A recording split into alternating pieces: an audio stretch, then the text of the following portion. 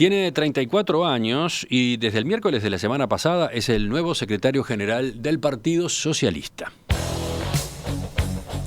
Integra el ala llamada conservadora u ortodoxa, que reclama ir más al socialismo, aunque públicamente pide que no se utilicen esas categorías. En una votación en la que participaron 2.276 militantes, Sibila se impuso por una diferencia de 203 votos a la corriente renovadora, entre comillas, que proponía como candidato a Santiago Soto, subdirector de la OPP. Y junto con su victoria política se consagró como primer candidato en la lista del Senado el exministro de Salud y exministro de Desarrollo Social, Daniel Olesker, actualmente vinculado al Instituto Cuesta Duarte del PIT-CNT. ¿Qué viene? ¿Qué pasará con el Partido Socialista en los próximos 3 años? Vamos a conversar a partir de este momento con el diputado Gonzalo Sibila. Diputado Sibila, buen día, gracias por acompañarnos. Buen día, Emiliano, un gusto estar acá. Al asumir, usted pidió a la prensa que se abandone esa descripción del Partido Socialista en base a 2 categorías, ¿no? Ahora, lo cierto es que hay 2 corrientes en el Partido Socialista. A una se la llama ortodoxa conservadora, a otra se la llama renovadora. ¿Cómo va a manejar ese corte en el periodo que inicia ahora? Lo de conservadora es la primera vez que lo escucho y me resulta peor todavía. A ver, en realidad hay más de 2 corrientes en el Partido Socialista, hay una diversidad de miradas y de hecho en esta elección, por ejemplo, se expresaron a través de 5 listas, pero también a través de compañeros y compañeras que no quisieron participar de ninguna lista y que tienen visiones también distintas a las que esos agrupamientos de alguna manera expresan. Yo nunca negué esa realidad de corrientes en el partido. Durante mucho tiempo esto fue un tema de discusión. En un partido con las características del nuestro, la existencia de corrientes no es algo que vaya de suyo. Implica un debate político, asumir esa realidad, ver qué características tiene, además. En ese proceso estamos, pero sí decididamente lo que he planteado y sostengo es que ese resumen de ortodoxia versus renovación es un resumen que no refleja para nada la realidad. A ver, y rastreando un poquito la historia de esta terminología, me encontraba con que en realidad es una terminología importada del debate del Partido Comunista en la década de los 90, digamos, ¿no? O sea, al momento de la caída del muro, dentro del Partido Comunista se produce una discusión muy fuerte que desencadena también en una ruptura, ¿no? Y creo que alguna prensa y algunos compañeros adentro del partido adoptaron esos términos de la interna comunista a la interna socialista, siendo 2 realidades incomparables entre sí. Y por otra parte... Se ponía como referente, como principal figura de la corriente ortodoxa a Gargano, ¿no? Sí. Al ex senador y ex canciller. Bueno, y esas Reinaldo son las Gargano. paradojas, ¿no? Vos fijate que Gargano vuelve de España y es acusado por muchos compañeros de socialdemócrata. Cuando vuelve del exilio. Al regreso de la democracia. E introduce un montón de cambios en la vida del partido e impulsa cambios en su declaración de principios, en sus estatutos. O sea, Gargano fue, después de la salida de la dictadura, el gran renovador del Partido Socialista. Yo creo que el último proceso de renovación grande que tuvo el Partido Socialista, renovación de ideas, renovación profunda, fue liderado por Gargano. Entonces, es como bastante paradojal esto. Ahora, por ejemplo, nosotros de alguna manera con esta elección estamos dando un paso de renovación generacional, pero además de recambio de ideas y de correlación de fuerzas en la interna de la dirección. Y sin embargo, vamos por partes. Se insiste con esto de la ortodoxia, ¿no? Recambio generacional. Sí, eso vale la pena anotarlo. Usted tiene 34 años, decía yo, y el otro candidato a la Secretaría General, Santiago Soto, tiene... Creo que tiene más o menos la misma edad. 34, 35. Es llamativo que haya sido entre esas edades la puja, ¿no? ¿Cuántas colectividades políticas tienen a su frente treintañeros hoy? No, la verdad que no. Es un cambio grande. Para el Partido Socialista es un cambio grande, ¿no? Sí. Yendo, por otro lado, a la renovación en cuanto a las corrientes. Efectivamente, digamos, esas 2 salas, con los nombres que se les pusiera o con los contenidos que se les pusiera, existían. Eso sí, ha venido ocurriendo en los últimos tiempos un corrimiento, ¿no? Hace 3 años resultó electa secretaria general la senadora Mónica Xavier, del ala, entre comillas, renovadora, pero lo hizo por un margen mínimo, 23 votos. Ahora el signo cambió, digamos, se impone la otra corriente y por una diferencia apreciable, 203 votos. O sea, venía dándose un cambio, un corrimiento. Yo creo que sí, que hay un cambio. Implica circulación de compañeros y compañeras que han valorado de otra manera el escenario político del partido, la necesidad del partido de transformarse. Implica también un crecimiento que tuvo el Partido Socialista en estos años y que también tiene que ver con este resultado electoral, ¿no? A ver, ¿a qué se refiere con crecimiento? Un crecimiento de afiliados. El partido, en esta elección, por ejemplo, participaron alrededor de 500 compañeros y compañeras más que en la elección anterior. Votando efectivamente, concurriendo a votar. Esto también hace al resultado electoral. Pero quería como retomar algo de lo anterior. Yo siempre digo que si en una organización tenemos una corriente que representa los principios y otra corriente que representa la adaptación a la realidad, estamos en problemas. O sea, eso hay que integrarlo, porque los principios, si no se recrean en una realidad que cambia, no funcionan. O sea, ¿Ustedes son los que representan a los principios? Yo creo que en el relato público se ha hecho esta idea, ¿no? De que están unos ortodoxos que representan los principios históricos y unos renovadores que representan la adaptación a la realidad. Si eso sucediera, si eso fuera así, que yo creo que no es así, sería una gran patología, es una disfuncionalidad en una organización. O sea, tenemos que ser fieles a los principios, y ser fieles a los principios implica recrearlos en un contexto que cambia. Si no, no se está siendo fiel a los principios. Así que fidelidad a los principios y renovación son dos cosas que, de mi punto de vista, van de la mano. Y después, no hay compartimentos estancos en el partido, ¿no? Vos mencionabas recién a Mónica. Mónica fue una de las dirigentes más cercanas a Gargano durante muchísimos años, asociada en todos los relatos de prensa, las crónicas, a la ortodoxia socialista, así se la definía. Bueno, ahora fue la secretaria general del partido y dicen de la corriente renovadora. Entonces es en todo caso fue una articuladora, jugó como articuladora. Mónica es una gran articuladora, sí, y creo que cualquier compañero o compañera que asuma una responsabilidad como la que ella asumió y la que me toca asumir a mí ahora, tiene que serlo.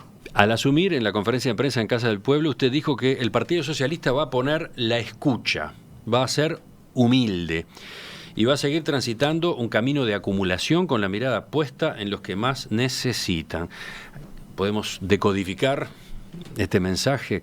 ¿Cuál es la crítica, la autocrítica que está en el medio?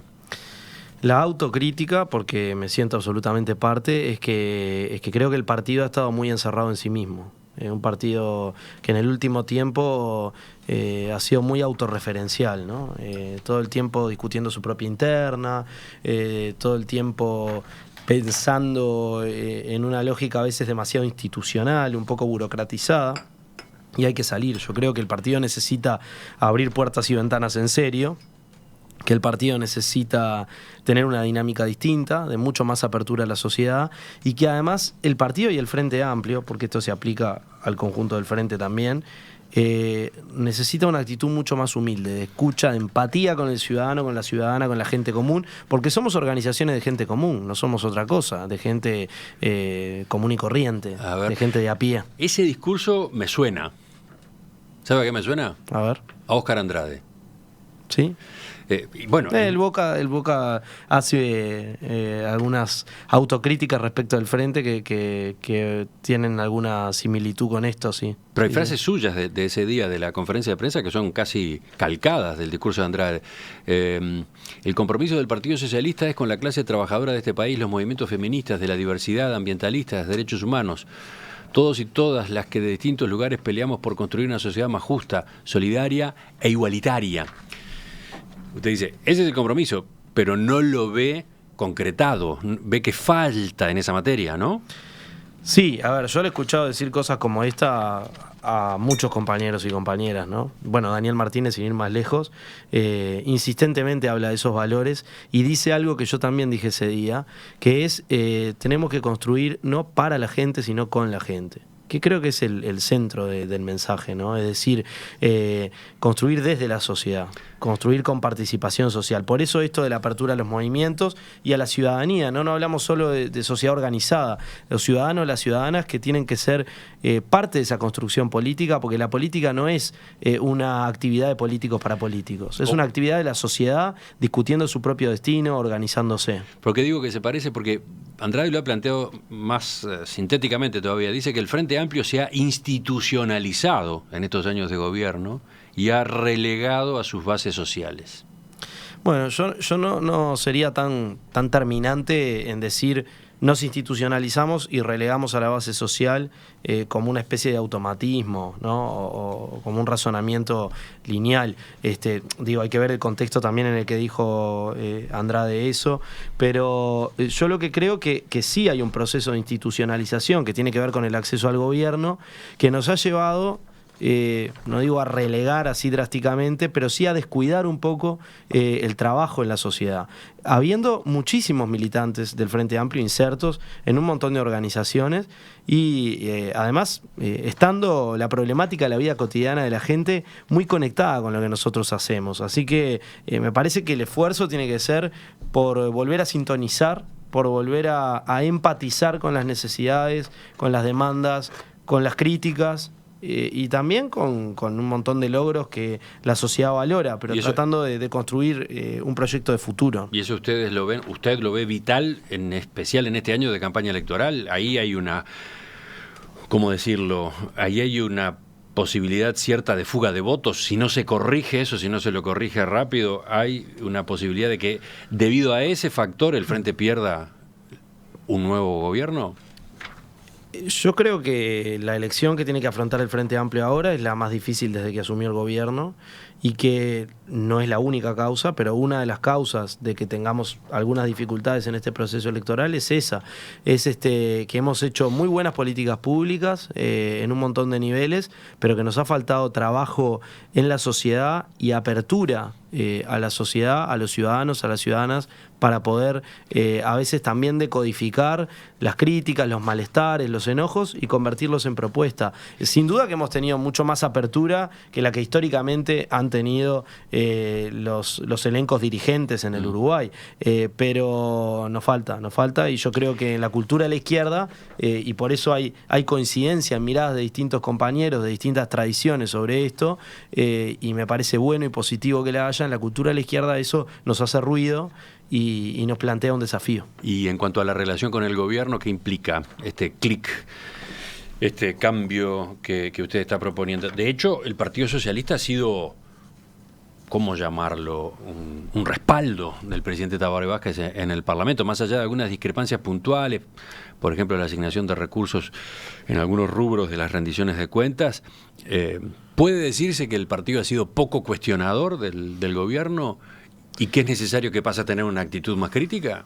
Yo creo que el partido se ha desdibujado un poco en su iniciativa política. No sé si poco cuestionador o mucho. Lo que creo es que nos ha faltado a veces nitidez en la expresión de nuestro pensamiento, de la visión que tenemos sobre algunas cosas, respecto al gobierno y respecto a otras cosas que no pasan por el gobierno, porque el gobierno no es el único factor de la realidad, ¿no? O sea, nosotros hacemos política desde distintos lugares. El gobierno es una herramienta muy importante. El presidente va a seguir contando con el respaldo del Partido Socialista. El futuro presidente, que ojalá sea el compañero Daniel Martínez, va a tener el respaldo de su partido, el Partido Socialista. La discusión en todo caso es de qué se trata respaldar. Para nosotros respaldar es estar ahí para asumir las verdes y las maduras, es trabajar por la construcción de un proyecto de cambio, es valorar los logros y traducirlos políticamente, y también es ser capaces de tener una mirada autocrítica para corregir las cosas que no andan bien. Y eso me parece que cualquier organización que quiera realmente apuntalar un proceso de cambio sano y que pueda profundizarse, necesita de esa actitud. ¿Vamos a tener cambios en ese sentido ahora mismo? ¿En estos meses que quedan de este gobierno? ¿En estos meses hasta las elecciones? Yo creo que el cambio que se está viendo y que se va a ver es el de un partido socialista que protagonice un poco más con voz pública algunos debates, teniendo siempre un sentido de la responsabilidad. ¿Más molesto? No, molesto no. Más molesto en la interna, digo. No, molesto no. Yo creo que lo podemos hacer muy constructivamente y sin perder la capacidad de articulación, de construcción de consensos, de búsqueda de consensos dentro del Frente Amplio. Creo que no es contradictorio. Yo siempre digo que la identidad y la búsqueda de la unidad con otros no es contradictoria. En realidad, si uno busca unidad renunciando a su identidad, lo que termina construyendo es una cosa que no es ni chicha ni limonada. En realidad no es unidad. Es otra cosa. La unidad verdadera se produce cuando diferentes, desde sus identidades, se juntan para construir. Eso es el Frente Amplio y nosotros queremos que siga haciéndolo. Daniel Martínez, el precandidato que va encabezando las encuestas en la interna del Frente Amplio, viene del Partido Socialista, pero no de su corriente, justamente. Entonces... A ver, Daniel no viene de ninguna corriente, en este momento él no participa de la vida interna del partido. Yo antes de que mi candidatura a la Secretaría General se hiciera pública, hablé con él, le pregunté qué le parecía, si podía hacer un aporte. Con Daniel tenemos una relación de tiempo, él... a mí me tocó ser secretario político de la departamental de Montevideo en un momento en que su nombre sonó fuerte como posible candidato a la intendencia, después en el momento del armado de su gabinete en la intendencia, conversamos mucho, es un compañero con el que tengo una muy buena relación y él entiendo que valora también mi militancia, el aporte al partido, así me lo hizo saber. No se pronunció en la interna, nos parece que era lo mejor, así lo hablamos también, y no estoy diciendo con esto que él tuviera una preferencia por uno o por otro de los candidatos. Daniel sí tiene una historia de militancia en el partido que en algún momento lo llevó, por ejemplo, a tener visiones distintas a Gargano en la interna del partido. Por eso decía que no lo ubicaba yo ahora a Martínez también, en su corriente. También hay que decir que fue Gargano el que propuso a Daniel Martínez como precandidato presidencial en aquella elección en la que compitieron Mujica, Astor y Carámbula, ¿no? O sea, la propuesta de que Daniel Martínez sea candidato presidencial en la propia interna del partido surge de Reinaldo Gargano. Así que yo creo que aquella historia, así como la posición de Mónica, por ejemplo, no es la misma que era, respecto de las afinidades o de los agrupamientos internos, yo creo que con Daniel pasa lo mismo y que es una figura que expresa muy bien a todo el partido. Estaba repasando mensajes de los oyentes. En primer lugar, nos aclaran que Soto, su competidor en la interna, el otro candidato a secretario general, tiene 32 años. 32, ahí va. Porque estaba esa duda si tenía 34 o 35. Bueno, era 32. Y lo otro, por ejemplo, un mensaje que manda Leo, dice: Sibila es un marxista clásico, ortodoxo, estatista. Todo eso soy. No me había enterado. Me gustaría que empezáramos por ahí la segunda parte de la entrevista. Tiene 34 años y desde el miércoles de la semana pasada es el nuevo secretario general del Partido Socialista. ¿De quién habló? Del diputado Gonzalo Sibila, que antes, por ejemplo, de 2010 a 2016 se había desempeñado como secretario político de la departamental Montevideo de ese partido. ¿Cómo encara el futuro de esa colectividad? Una de las fundadoras del Frente Amplio, la que hoy tiene, para tener una idea de magnitud, 2 de los 16 senadores de la coalición. Bueno, de eso estamos conversando con el diputado Sibila. ¿Qué contesta a ese oyente que dice, Leo, Sibila es un marxista clásico ortodoxo estatista? Son muchos adjetivos juntos. A ver, yo, y no solo yo, el Partido Socialista tiene dentro de sus referencias fundamentales la tradición crítica que Marx integra y en la que Marx es un referente fundamental. Así que la referencia al marxismo no nos es para nada extraña. Lo de clásico, no sé muy bien a qué se refiere. lo de ortodoxo entiendo que se refiere a una versión casi caricaturesca del marxismo, ¿no? El marxismo más como una doctrina que como un método para entender la realidad y una guía para transformarla, que es como lo concebimos nosotros, así que no me identifico para nada con esa categoría. Y lo de estatista tampoco me identifico para nada. En realidad, yo creo que ser socialista y ser estatista son dos cosas incompatibles. Una cosa es defender eventualmente aspectos de lo público y del Estado, como herramientas importantes, por ejemplo, para redistribuir riqueza, para generar riqueza también, para generar políticas públicas que permitan avanzar en igualdad, en democracia. Eso sin duda que lo hacemos, y el Estado puede ser un factor importante en un proceso de cambio, pero nosotros, en tanto socialistas, creemos que la sociedad se transforma a sí misma, no la transforma el Estado. No concebimos el papel del Estado como el papel de quien resuelve, en definitiva, las contradicciones sociales desde un lugar neutral o superior, y por tanto, estatistas no somos. ¿Cómo que se reforma a sí misma o se transforma a sí misma? El Estado, desde el gobierno, se toman medidas que inciden. Sin duda, en que esa inciden, transformación. pero las sociedades, en la medida en que no se organizan fuerzas sociales que puedan cambiar la lógica de funcionamiento de la sociedad, que propongan otros valores, que propongan otro tipo de relaciones, en la medida en que no cambian las mentalidades, las sociedades, por obra y gracia del Estado, no transforman sus estructuras y no transforman tampoco el sentido común que prevalece en la sociedad y que orienta la vida de las personas. ¿Eso qué es?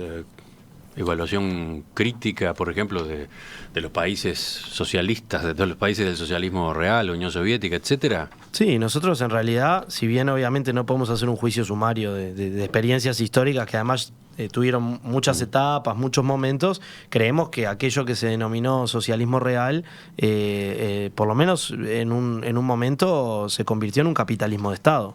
No en un proceso socialista. Y tiene que ver con esto, con sustituir la iniciativa de la sociedad, la acción de la sociedad, el proceso social, pretender sustituirlo por la acción de una suerte de clase dirigente desde el Estado. Eso nosotros no lo compartimos. Hay una crítica histórica del Partido Socialista a esto, y una mirada que surge de la lectura de los clásicos del socialismo, y como se dice ahí, pero además de muchos aportes posteriores, ¿no? Sigamos. Hablemos de algo que yo mencioné al pasar en la introducción. En esta elección interna del Partido Socialista quedó definida la lista de los 10 primeros candidatos al Senado. Daniel Olesker, ex ministro de Salud, ex ministro de Desarrollo Social, hoy vinculado al Instituto Cuesta Duarte del PIT-CNT, queda como cabeza de la lista de la Cámara Alta. Le sigue Mónica Xavier. Olesker es una persona, una figura, un dirigente identificado con los movimientos sociales y que ha tenido una línea crítica sobre, por ejemplo, la estructura tributaria, la carga impositiva actual.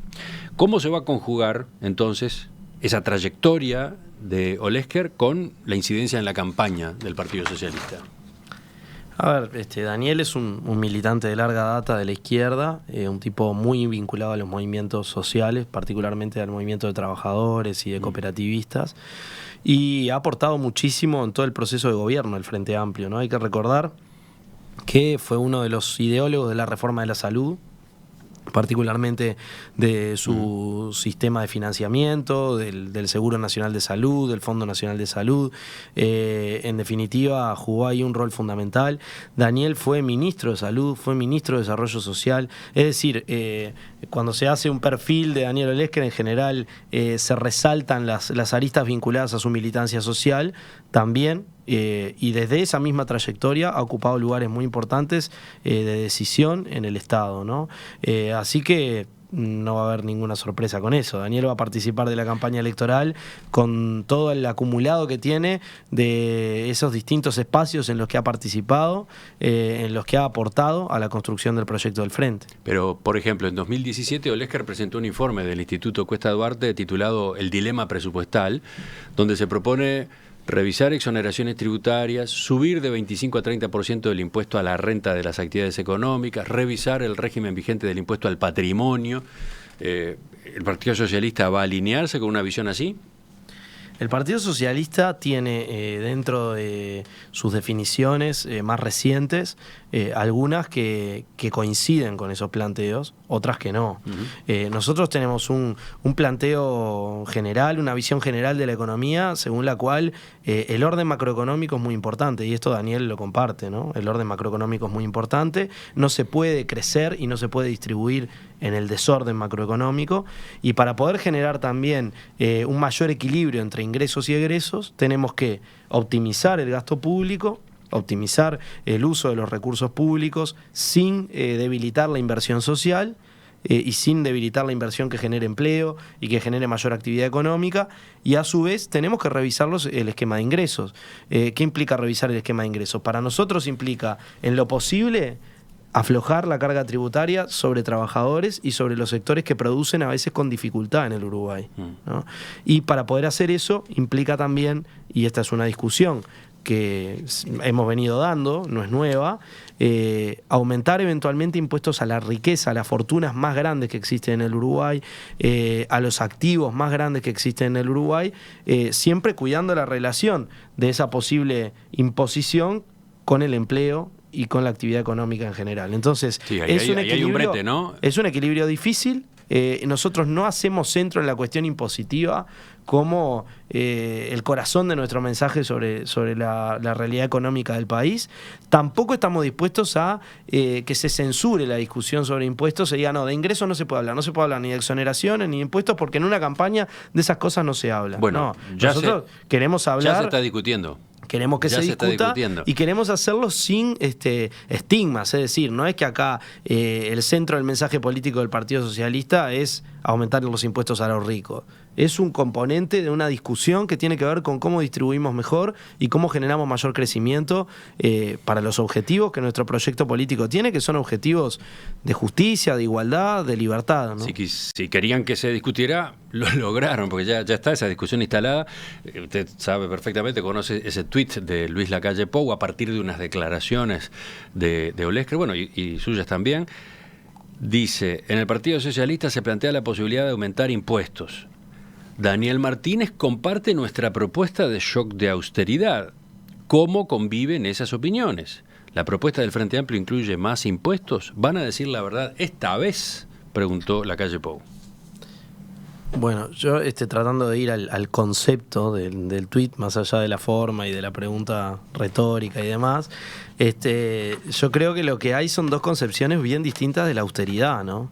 Nosotros creemos en la austeridad y la practicamos como un valor que tiene que ver incluso con nuestra forma de vivir, ¿no? Es decir, ser austeros es justamente no vivir en un mundo de lujos, en un mundo de superficialidades, en un mundo de gastos superfluos, también a nivel de la administración pública. Eso implica revisar los esquemas de gasto actuales también. Hemos revisado muchas cosas, pero hay que seguir revisando, y donde se puede ahorrar. Bueno, justamente Martínez ha planteado, y lo dijo en el reportaje en El Observador, a propósito de su gestión en la Intendencia, la consigna fue que cada gasto que hacemos lo paga la gente, y por lo tanto manejar la plata de la gente implica tener el triple de responsabilidad o más que lo que se hace con la plata propia, ¿no? Exacto. Fue por ahí. Exacto. Ahora, ser austeros... A nivel del gobierno nacional da la impresión de que hay mucho para evaluar y recortar, ¿no? Hay mucho seguramente del gasto que puede eliminarse. Se ha hecho mucho. De hecho, en rendiciones de cuentas anteriores hemos aplicado recortes a gastos de funcionamiento, etcétera. Es una cuestión que hay que seguir evaluando con mucho cuidado, porque obviamente no se puede resentir el funcionamiento de áreas estratégicas del Estado, pero que hay áreas donde podemos ahorrar, yo no tengo duda. Ahora, también quiero decir que para nosotros la austeridad no implica matar de hambre a la gente, ¿no? No implica aplicar medidas que determinen caída del empleo, no implica aplicar medidas que supongan que los ricos sean más ricos y los pobres más pobres. Y la austeridad, entendida como la entienden los neoliberales, entendida como la entienden y como la aplicaron. ¿Neoliberal para usted? Yo creo que Lacalle Pou, la propuesta de Lacalle Pou tiene mucho de neoliberal, neoliberal. Y me parece que cuando habla de esto y cuando lo pone en contradicción con, por ejemplo, revisar la carga tributaria sobre los más ricos, está en realidad subyaciendo un concepto de austeridad que es un concepto muy neoliberal. ¿Por qué la austeridad entraría en contradicción con que los que tienen muchísimo, los más ricos, paguen más. ¿Por qué entraría en contradicción? Ser austero con eso. Solamente entra en contradicción en una cabeza para la cual la austeridad es que los ricos sean más ricos y los pobres sean más pobres. Esa austeridad nosotros no la queremos. Para terminar, diputado Sibila, usted acababa de asumir como secretario general del partido cuando se desató esa crisis política, esta que nos ha tenido a todos pendientes desde el sábado con la publicación en El Observador de la confesión de Gabazo en las actas del Tribunal de Honor, pero sobre todo desde el lunes cuando reaccionó el presidente de la República y tomó las medidas que tomó.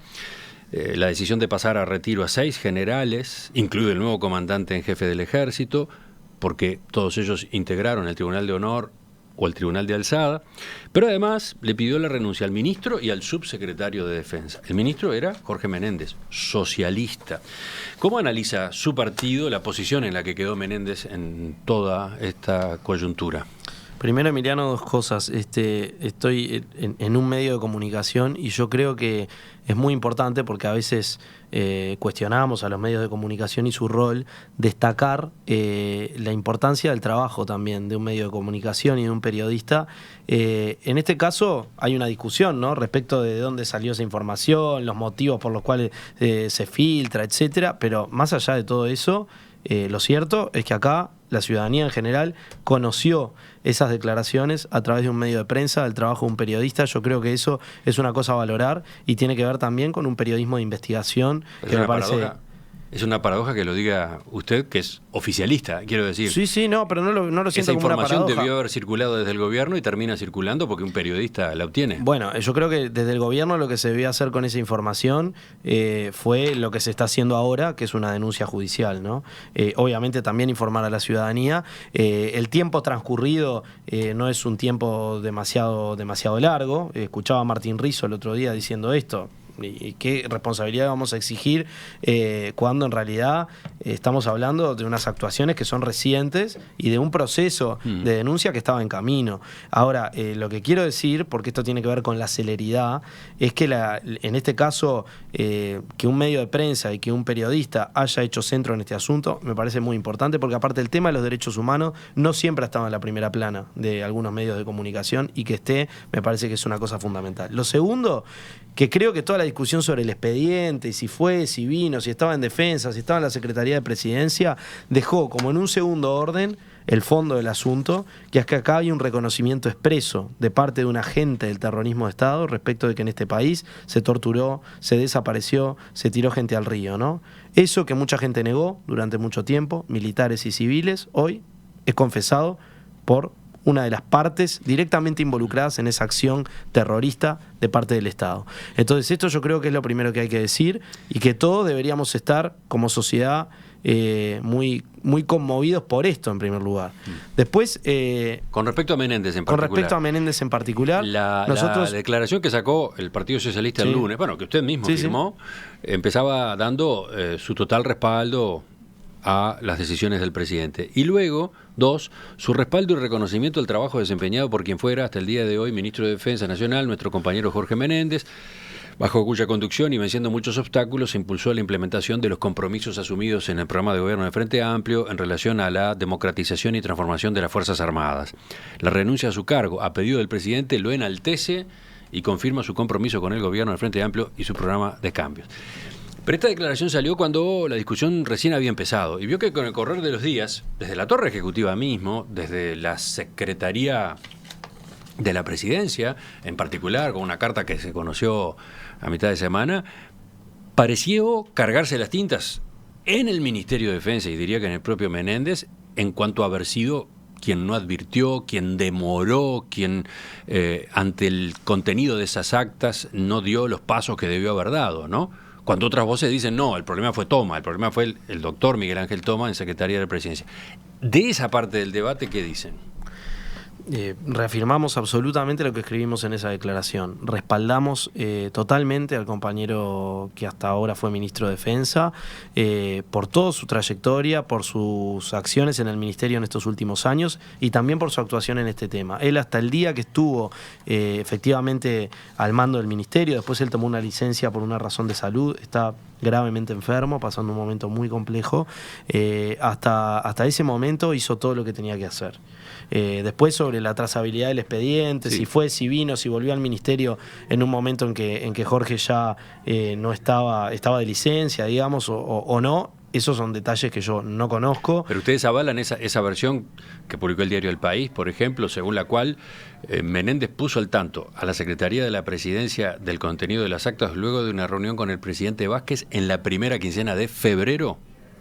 El propio compañero Menéndez expresa que en su carta de renuncia que le trasladó a la Secretaría de Presidencia el tema. Nosotros creemos absolutamente en su palabra. Sí, pero la carta tal cual trascendió justamente no dice fecha de esa reunión, ¿no? La verdad es que no conversamos con él sobre el tema de las fechas.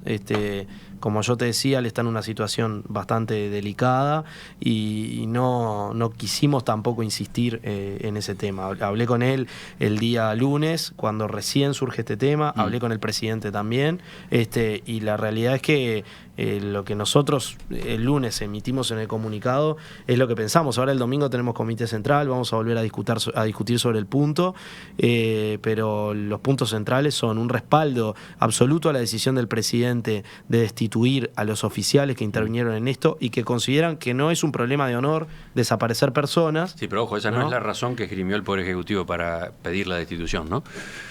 La razón que esgrimió el Poder Ejecutivo es que esos generales en el Tribunal de Honor no habrían cumplido con el artículo 77 del reglamento, o sea, suspender las actuaciones y notificar al superior. Sí. Y con el correr de los días se ha sabido que sí suspendieron las actuaciones y sí notificaron al superior. A ver, yo creo que la razón, lo que respecta al curso de la denuncia es un aspecto y es un aspecto central. Hay otro aspecto central y yo te diría igual de central que ese, que es la concepción que denota el haber transcurrido un fallo de un tribunal de honor con una declaración de estas características, considerando que esto no mancilla el honor de las Fuerzas Armadas. Más allá de las razones que pueda esgrimir el Poder Ejecutivo para tomar la decisión que tomó, yo conversé personalmente con el presidente y realmente es de muchísima sensibilidad y de una gravedad enorme que autoridades que tienen un nivel de responsabilidad institucional enorme al frente de una de las fuerzas más importantes del país, del Ejército Nacional, puedan considerar que una confesión de este tipo, que una acción de este tipo no representa una herida al honor de las Fuerzas Armadas. La verdad que ese concepto del honor, no sé de dónde proviene, si es un vestigio medieval, si es un vestigio de qué concepción de la acción de la fuerza, seguramente de la doctrina de la seguridad nacional. Es decir, acá se juntan muchas cosas, pero ese concepto del honor es un concepto que a nosotros nos parece incompatible con las Fuerzas Armadas de un país democrático. Diputado Gonzalo Sibila, secretario general del Partido Socialista, le agradezco su presencia esta mañana. Muchas gracias, Emiliano.